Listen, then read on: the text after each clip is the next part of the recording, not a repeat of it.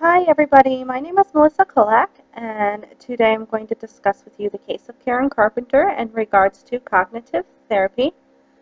A little background on Karen: she was born in 1950.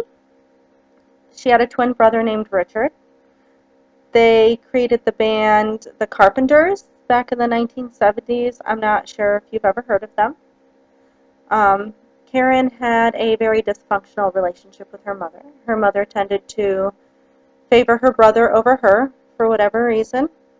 Karen also experienced a divorce in her lifetime. She divorced her husband, Tom Burris, who was said to be emotionally abusive towards her. And Karen also suffered from the disorder anorexia nervosa.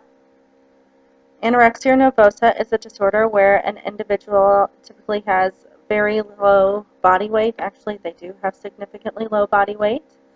They have an intense fear of gaining weight or becoming fat. They feel disturbed by their body weight and their body shape.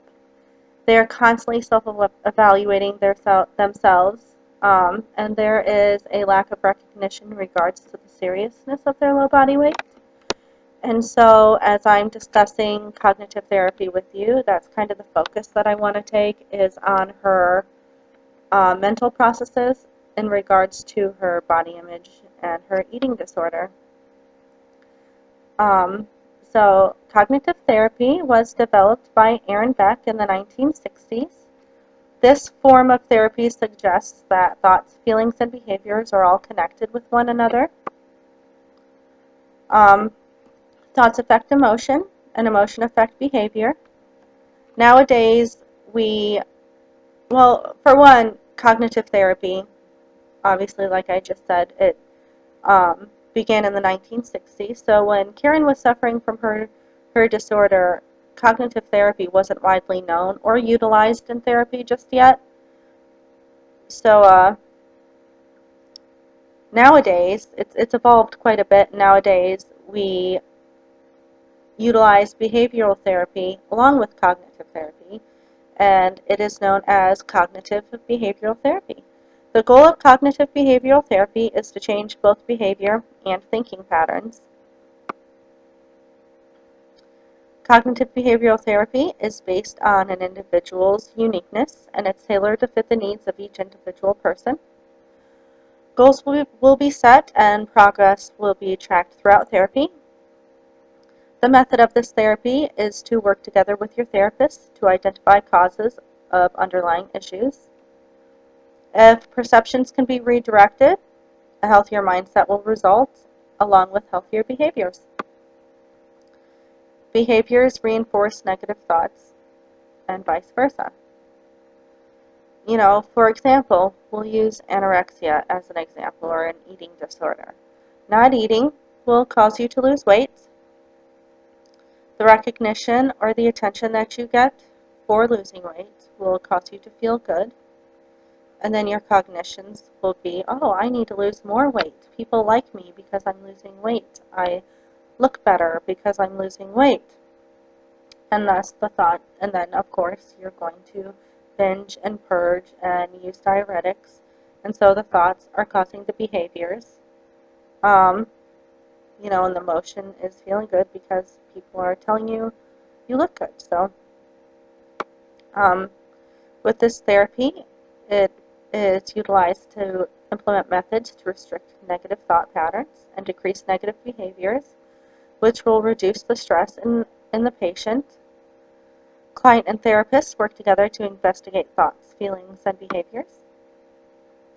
They decide together what form of thinking is more productive, beneficial, and healthy for the client. They explore reasons for why certain thoughts occur. Another form of cognitive therapy, or a cognitive therapy model, is the ABC model, created by Albert Ellis. The A in the ABC model stands for adversity, which is the event or the circumstance. Belief is for B, the perception of why the event or circumstance took place. So, for instance, let's say somebody's boyfriend or girlfriend broke up with them. That's the A in the ABC model, the event. And then this person believes that they are worthless or undesirable because their boyfriend or girlfriend broke up with them. So that's B, that's the belief, and then C is the consequence. And in this particular case, the consequence could be feeling depressed or falling into a depression. C is consequence, the behaviors or feelings that are caused by the belief. Identifying the circumstances, evaluating the perception, and recognizing the behavior results in the ability to challenge whether the thoughts are true to the circumstance. And, with most people, it's often easier for an individual to label their feelings rather than their beliefs. So it's important to get to the core of where the beliefs or thoughts are coming from, which will help identify why certain behaviors are occurring. This will reinforce abilities to redirect cognitions, which will promote positive emotions and positive behaviors. The relationship between the therapist and the client in the ABC model is one of education. It's an educational process where the therapist teaches the client how to reject irrational thinking. They implement new, healthier cognitive processes for the patient to utilize in day-to-day life. When I think of cognitive therapy, I always think, I think, therefore I am. I don't know if you guys have ever heard that before, but that's just what comes to my mind. The conceptualization of Karen's case in regards to cognitive therapy, the cognitive thought process in relation to anorexia nervosa typically includes negative thoughts on body image and self-worth, like we already discussed. Their obsessive thoughts about reaching a certain weight, losing more weight, and maintaining a thin appearance take over their lives. It's extremely hazardous to their health, and in some cases can even cause death, and unfortunately that is what happened to Karen Carpenter. She died of heart complications due to her anorexia nervosa. Of course, with Karen, I do believe that the social pressures got to her as well. She was in the public eye, the media, her peer relationships, and of course her family dynamic with her mother affected her thought processes.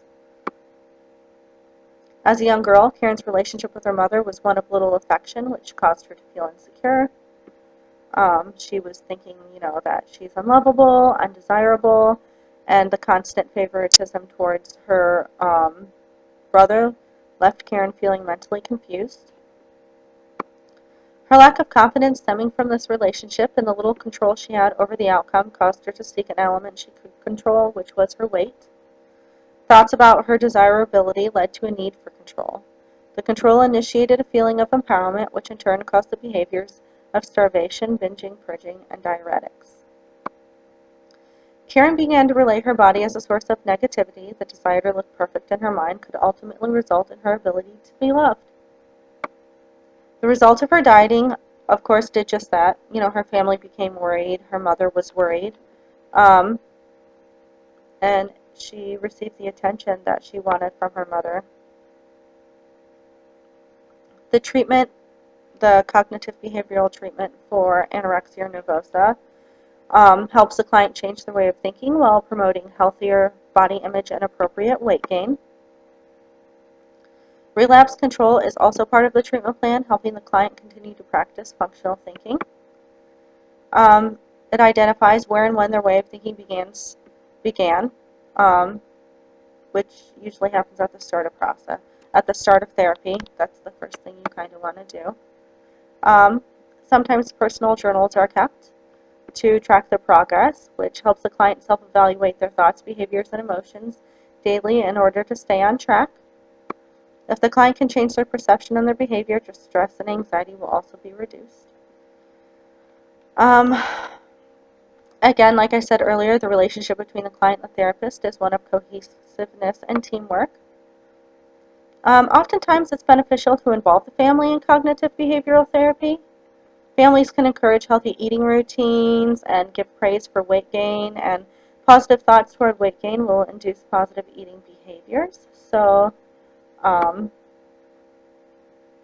if she's getting positive attention for, in a way, when I'm describing this, I kind of think that's behavioral therapy in a way too, but remember, cognitive and behavioral therapy are intertwined, so they all affect each other. So, when your family is involved, families can also be helpful in detecting relapse as well. But when your family is involved in regards to anorexia nervosa, just encouraging the client and with weight gain will cause good feelings of good emotions, which will in turn cause good behaviors, and good thought processes. I really do think that if cognitive behavioral therapy had been more popular back when Karen was alive, that she might still be with us today. So cognitive behavioral therapy has been proven very beneficial and is utilized to treat anorexia nervosa and has been effective in some cases. So anyway, that is my speech on Karen Carpenter in regards to cognitive therapy. Thank you for listening.